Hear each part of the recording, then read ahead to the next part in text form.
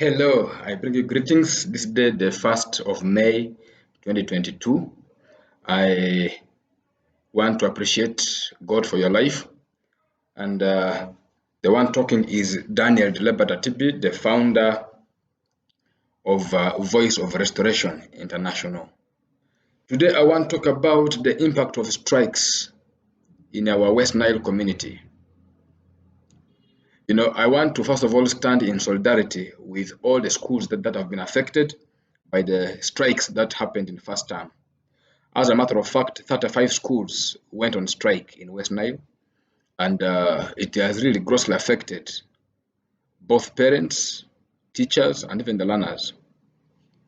But one thing that we need to appreciate is the fact that even here in West Nile, our parenting style has been so poor that many parents have abandoned their children in the hands of only the teachers.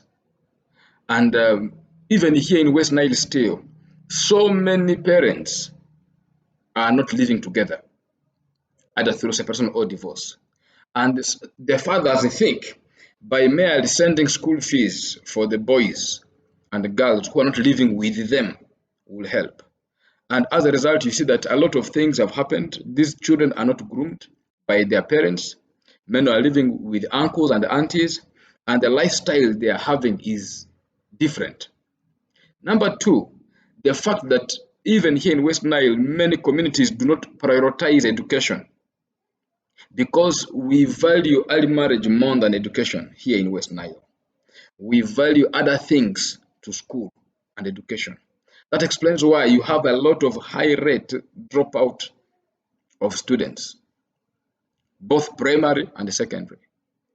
And in the last research done, so many hundreds of thousands of teenagers are pregnant, both primary and secondary. And most of the parents are happy. Why? Because at least the daughters are pregnant and therefore they could be married off, and somehow some few goats can actually be realized. So we don't value education to the extent that we don't care.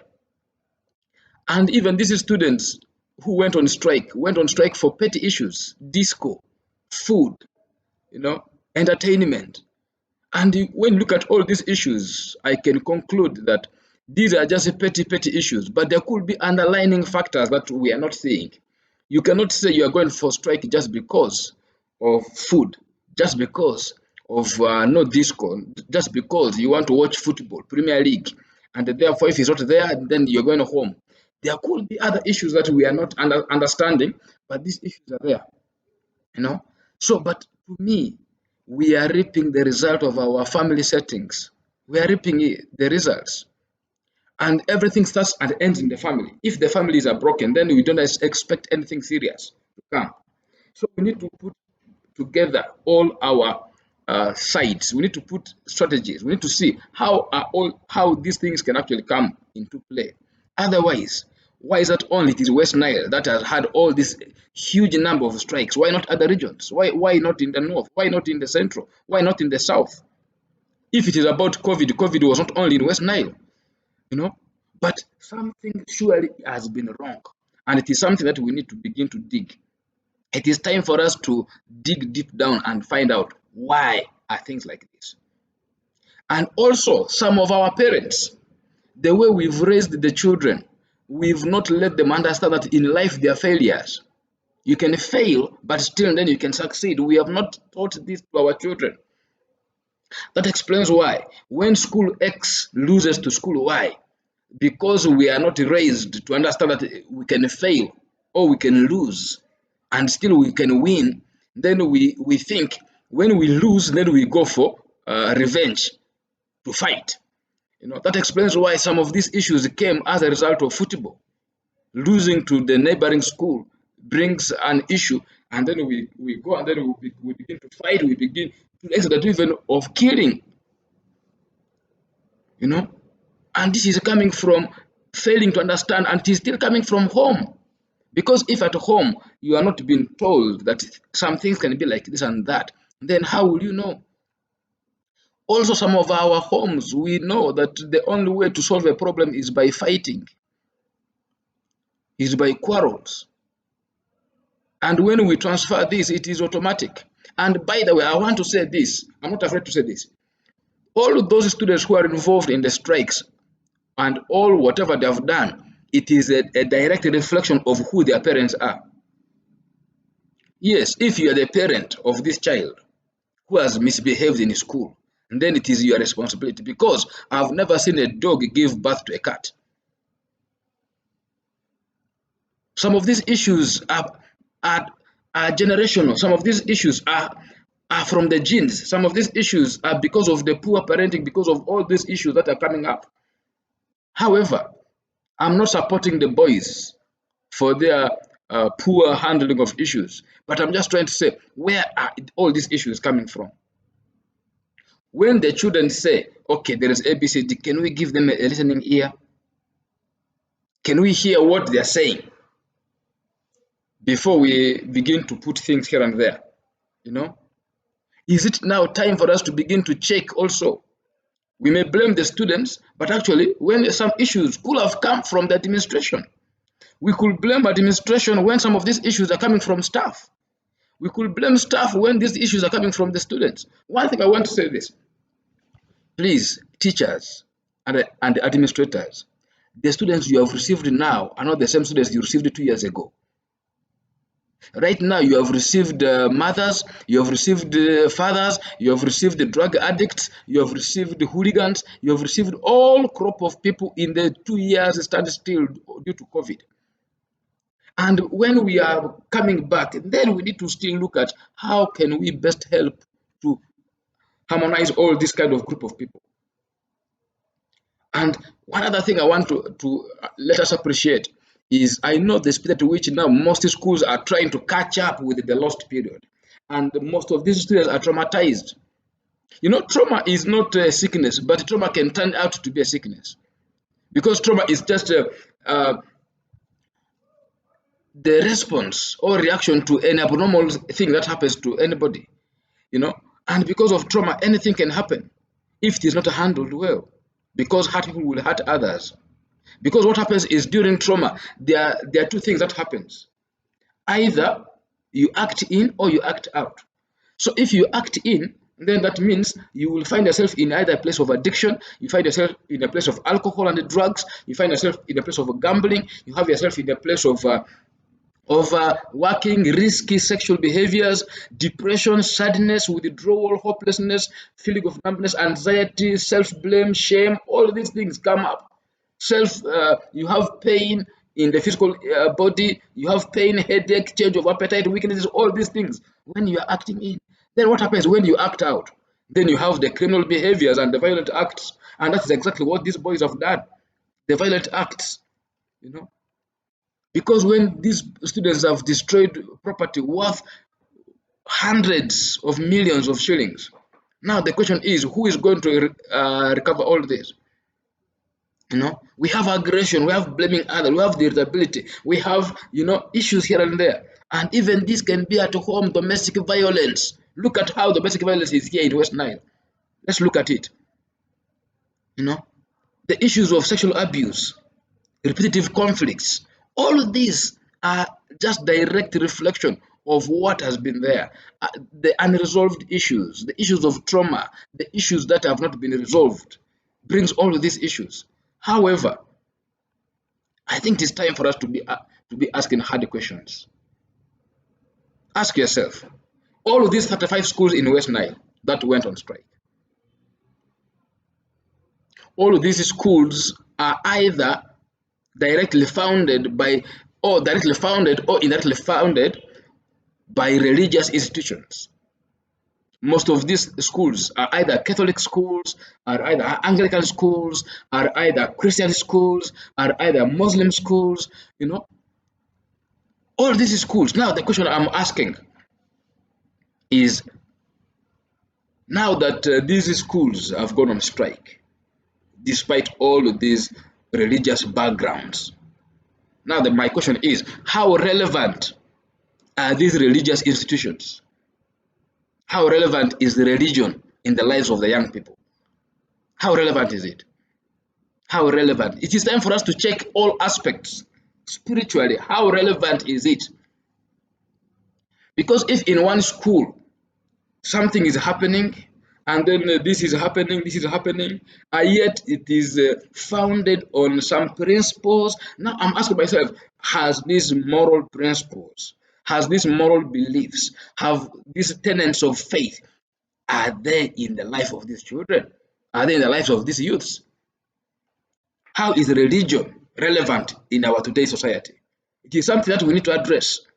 Number two, is the traditional norms and practices here in our West Nile communities still impactful in the lives of our young people? We had we had things that we in West Nile were known for. When everywhere you go, you will know a Lugbarab by some things. There were some norms, there were some practices you will know. This is the Lugbara, this is a Kakwa, this is a Madi, this is a Naringa, this is an Alur, this is a Lendu. We used to know these things because of the way upbringing. But do we still have those moral lifestyles of the old? If not, what has changed?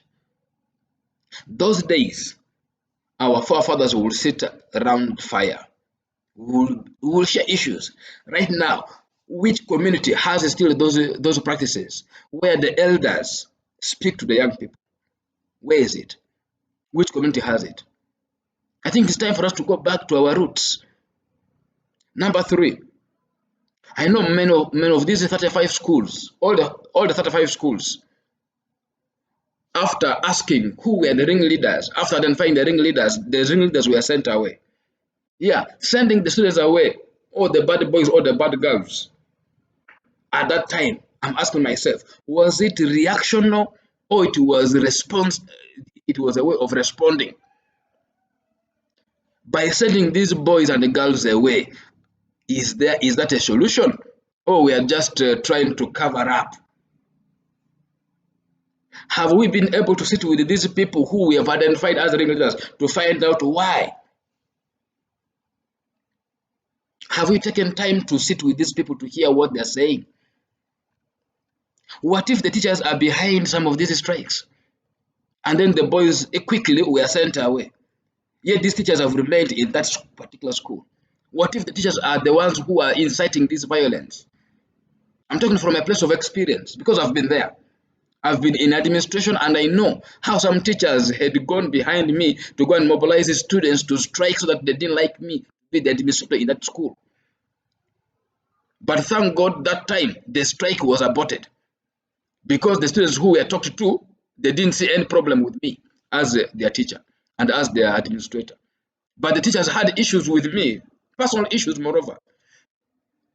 What if in some of these schools, some teachers have been biased and they are inciting violence underground for students to act? Then we have quickly sent away the students. How about these teachers? I'm asking myself, how many times have we sent some of these students away from particular schools, and in these particular schools, strikes have never stopped? What is the issue? I think it is time for us to check ourselves again. It is time, I think, we need to reevaluate. Why am I saying all of this? I know I am somebody who believes in healing. I'm somebody who believes in restoration. I'm somebody who believes in transformation. It is time for us to be asking ourselves hard questions. What is the problem? What is the By the time we are blaming these boys, we are blaming the girls. I've never seen fire. I've never seen smoke without fire. There could be something that is underground that we are not seeing, and we give deaf ears to. I think it is time for us to rise above and know, it is time for us to reach out and do something different. Yeah, personally, I've been able to move to some of these schools and interact. And one thing I can say is the schools we've interacted and we've engaged, surely we are seeing changes in the behavior of these students. We are seeing changes in the behavior and attitude of even the teachers. Please don't feel shy. This is not only one issue for one particular place. Let me tell you this. There are stories that are told, that are shared. One time, there's a story that was that they bought a trap and they put this trap. So there was the bull and there was the cock and there was the rat. So the rat went and shared with his colleagues that, hey, please, people, you know, they have bought a trap for me. And then the cock said, what is that to do with me? It is you that they want to trap. It has nothing to do with me. This one went to the bull. Same thing happened. And then what happened? Time came, they set the trap, and then as they set the trap, it was a snake that came. And the trap, it was the snake that was trapped. So when the madam of the house came out to check, the snake bit the woman, and the woman died. Guess what? People, when they came, they said, hey, okay, what do we need to do? We need to organize a burial. People are coming, what do we do? They said, let's have the bull for having the funeral. How about those who don't eat meat? Yeah, let's have the cock. Guess what happened? The rat survived. So the problem was not just merely for the rat. You could be in a place where you're saying, oh, it doesn't concern me, but it can concern all of us because we're all from West Nile. It concerns us. It concerns us. I think it's time for each one of us to rise and say, enough is enough. For how long will our children become drug addicts? For how long will our children become prostitutes? For how long will our children be competing with goats in eating green leaves? For how long shall our children continue with the mental health challenges? And then we ignore them and abandon them, then they end up being totally mad and unrehabilitated in the streets. For how long are we going to have all this kind of mess in our society here in West Nile? I think it's time for us to rise up. It is time for us to arise. And like I said, I was able to form this movement called Voice of Racism International. What do we do there? One, we do holistic counseling and guidance. Why we talk about holistic counseling and guidance is why holistic is because even if you come to me for counseling because of your marriage, chances are that marriage is collapsing or things are happening because of maybe either finances or maybe spiritual, maybe it is economical, maybe whatever it is. So we look at a person in totality, whole, finance, physical health, spiritual, mental, emotional, all these issues are looked into. Number two, we do training and capacity building programs for all groups of people. Three, we do consultancy. Four, we do crisis and trauma healing and management. Five, we do positive parenting skills. Six, we do mentoring programs. Seven, we do drug addiction rehabilitation programs. Eight, we do transformational development. Number nine, we do research and publications. Please, together, let's do something for our people. Reach out. Let's help one another. Reach out. We will be there to help you. Reach out. The team is there, ready to receive any phone call, ready to receive any group of people, ready to be given an assignment to engage with the different communities. And above all, we are non-governmental. We are non-profit, and at the same time, we are non-denominational. We go to any place as long as we are called, as long as we are given the assignment, as long as it is in line with the restoration, it is in line with the rehabilitation, it is in line with the change of behavior, it is in line with mindset change, it is in line with a new outlook on things. Reach out on 0774 805028. For those who are outside Uganda, it is plus 256 774 805028. Together, we can change West Nile. Together, we can. God bless.